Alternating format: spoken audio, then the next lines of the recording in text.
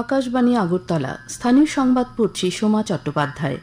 এখনকার বিশেষ বিশেষ খবর হল, প্রধানমন্ত্রী নরেন্দ্র মোদী মন কি বাত অনুষ্ঠানে বলেছেন, পেহেলগাঁওয়ে সন্ত্রাসবাদী হামলার ঘটনার অপরাধী ও তাদের পৃষ্ঠপোষকদের কঠোর জবাব দেওয়া হবে।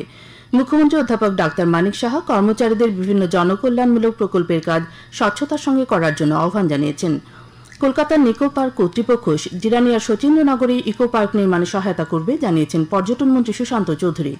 গুয়াহাটিতে আয়োজিত উত্তর পূর্ব লিটল মাস্টার্স ট্রফি ক্রিকেট প্রতিযোগিতার সেমিফাইনালে আগামীকাল ত্রিপুরা মেঘালয়ের বিরুদ্ধে খেলবে। প্রধানমন্ত্রী নরেন্দ্র মোদী আজ জোর দিয়ে বলেছেন, গত 22 এপ্রিল পেহেলগাঁওয়ে সন্ত্রাসবাদী হামলার ঘটনার অপরাধী ও তাদের পৃষ্ঠপোষকদের কঠোর জবাব দেওয়া হবে। আকাশবাণীর মন কি বাত অনুষ্ঠানে প্রধানমন্ত্রী পেহেলগাঁওয়ের ঘটনায় ক্ষোভ প্রকাশ করে বলেন, এই ঘটনা সন্ত্রাসবাদের পৃষ্ঠপোষকদের হতাশা ও কাপুরুষতার পরিচায়ক। কাশ্মীরে শান্তি ফিরিয়ে আনা, গণতন্ত্রের সশক্তিকরণ ও পর্যটনের বিকাশ ভারত বিদ্বেষী ও জম্মু কাশ্মীরের শত্রুদের কাছে অসন্তোষের কারণ হয়ে দাঁড়িয়েছিল। কাশ্মীরকে আবারও ধ্বংস করার উদ্দেশ্যে এ ধরনের সন্ত্রাসবাদী কার্যকলাপে লিপ্ত হয়েছে তারা। पूरा विश्व आतंकवाद के खिलाफ हमारी लड़ाई में 140 करोड़ भारतीयों के साथ खड़ा है। मैं पीड़ित परिवारों को फिर भरोसा देता हूं, उन्हें न्याय मिलेगा, न्याय मिलकर रहेगा। इस हमले के दोषियों और साजिश रचने वालों को कठोरतम जवाब दिया जाएगा। প্রধানমন্ত্রী বলেন, ভারত তার মহাকাশ ক্ষেত্রকে ব্যক্তিগত উদ্যোগের জন্য উন্মুক্ত করেছে। এই ক্ষেত্রে 10 বছর আগে যেখানে মাত্র একটি কোম্পানি ছিল, আজ তা বেড়ে হয়েছে 325। প্রধানমন্ত্রী মায়ানমারে বিধ্বংসী ভূমিকম্পে ক্ষতিগ্রস্তদের উদ্ধারে অপারেশন ব্রহ্মে অংশগ্রহণকারী ভারতীয় উদ্ধারকারী দলের ভূয়সী প্রশংসা করেন। মুখ্যমন্ত্রী অধ্যাপক ডাক্তার মানিক সাহা আজ প্রধানমন্ত্রী নরেন্দ্র মোদীর মন কি বাতের 121তম পর্বটি বামুটিয়া কামালঘাট এলাকার 17 নম্বর বুথের নাগরিকদের সঙ্গে শোনেন। মুখ্যমন্ত্রী কামালঘাট স্কুলে এক পের মা কে নাম কর্মসূচির অঙ্গ হিসেবে একটি পদ্ম ফুলের চারা রোপণ করেন।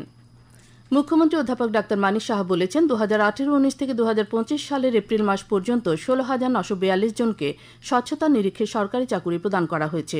শুধুমাত্র 2025 সালের এপ্রিল মাস পর্যন্ত 3,296 জনকে সরকারি চাকুরি দেওয়া হয়।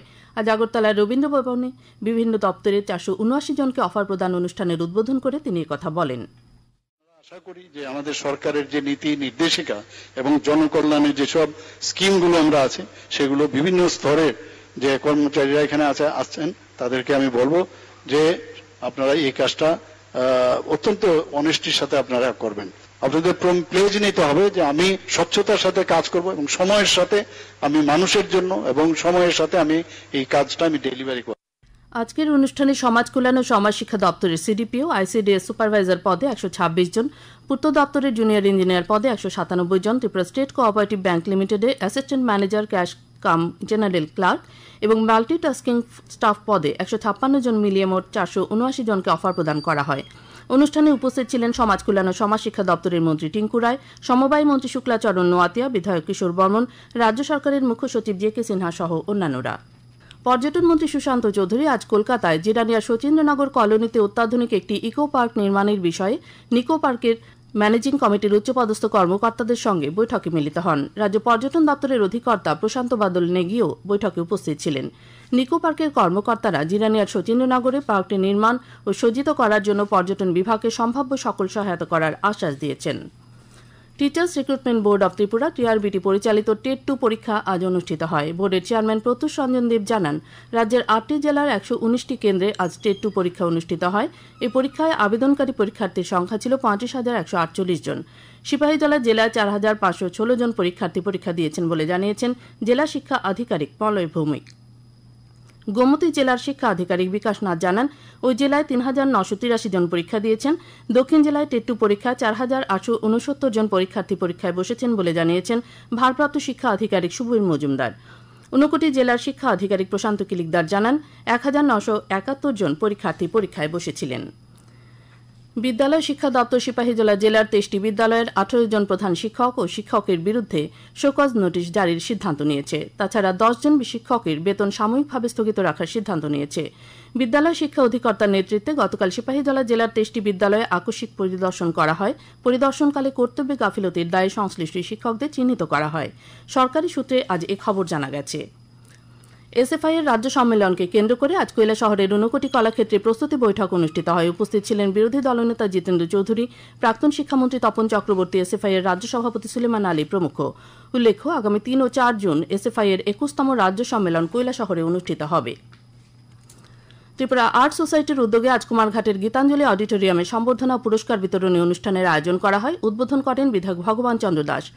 উপস্থিত ছিলেন ঊনকোটি জেলা পরিষদের সভাধিপতি অমলেন্দু দাস প্রমুখ। অনুষ্ঠানে কয়েকজন প্রয়াত চিত্রশিল্পীর পরিবারকে সম্বর্ধনা জ্ঞাপন এবং বিভিন্ন সময়ে অঙ্কন প্রতিযোগিতার বিজয়ীদের পুরস্কৃত করা হয়। খোয়াই চেয়ারম্যান নাকা পয়েন্টে আজ একটি গাড়িতে তল্লাশি চালিয়ে 3 জন বাংলাদেশিকে গ্রেপ্তার করেছে পুলিশ। এদের মধ্যে একটি শিশু ও একজন মহিলাও রয়েছে।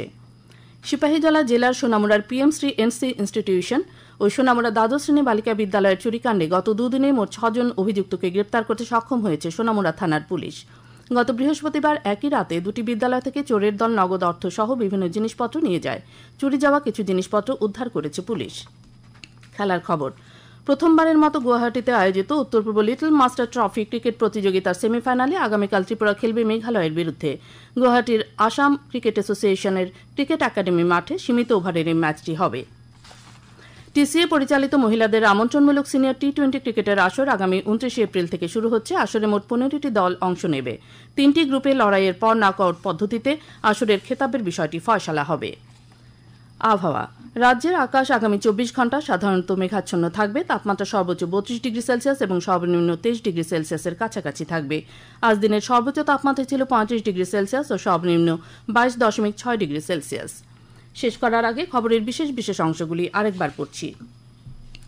প্রধানমন্ত্রী নরেন্দ্র মোদী মন কি বাত অনুষ্ঠানে বলেছেন, পেহেলগাঁওয়ে সন্ত্রাসবাদী হামলার ঘটনায় অপরাধী ও তাদের পৃষ্ঠপোষকদের কঠোর জবাব দেওয়া হবে। মুখ্যমন্ত্রী অধ্যাপক ডাক্তার মানিক সাহা কর্মচারীদের বিভিন্ন জনকল্যাণমূলক প্রকল্পের কাজ স্বচ্ছতার সঙ্গে করার জন্য আহ্বান জানিয়েছেন। কলকাতার নিকো পার্ক কর্তৃপক্ষ জিরানিয়ার শচীন্দ্রনগরে ইকো পার্ক নির্মাণে সহায়তা করবে, জানিয়েছেন পর্যটন মন্ত্রী সুশান্ত চৌধুরী। গুয়াহাটিতে আয়োজিত উত্তর পূর্ব লিটল মাস্টার্স ট্রফি ক্রিকেট প্রতিযোগিতার সেমিফাইনালে আগামীকাল ত্রিপুরা মেঘালয়ের বিরুদ্ধে খেলবে।